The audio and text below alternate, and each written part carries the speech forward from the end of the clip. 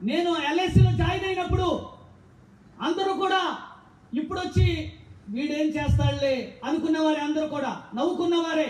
నేను ఒకటే నమ్మాను ప్రియులారా, దేవుని వాక్యము సెలవిస్తుంది ప్రసంగి గ్రంథం 9:10లో, మీ చేతికి వచ్చిన పని ఏ పనైనను శక్తి లోపము లేకుండా చేయుడు అని దేవుని వాక్యము సెలవిస్తుంది. ఆ రోజు నేను ఆ యొక్క మాటనే పట్టుకొని ఉన్నా.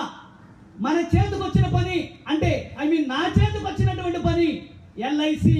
ఇప్పుడు ఈ యొక్క పనిని నా శక్తి లోపము లేకుండా చేయాలని ఒక నిర్ణయాన్ని తీసుకున్నా. ఈ లోకంలో ప్రియులారా, దేవుడిచ్చినటువంటి స్థితిని బట్టి మనం సంతృప్తి కలిగి బ్రతకాలి. సంతుష్టి సహితమైన దైవ భక్తి గొప్ప లాభ సాధనమైనది దేవుని వాక్యము సెలవిస్తుంది ప్రియులారా. దేవుడు నాకు ఎల్ఐసి ఉద్యోగాన్ని ఇచ్చాడు. అది ఎటువంటిదో నాకు తెలియదు.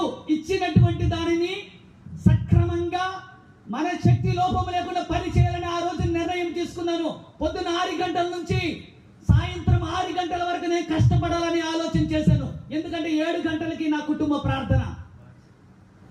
ఆ విధంగా మొదలు పెట్టినటువంటి వాడిని 6 నెలలకే ఎంతగానో ఎల్ఐసి ఆఫీసులో కైకలూరులో ఆ బ్రాంచ్ లో నా పేరు వినపడేలాగా దేవుడు కృపనిచ్చాడు. దేవునికి స్తోత్రం కలుగును గాక.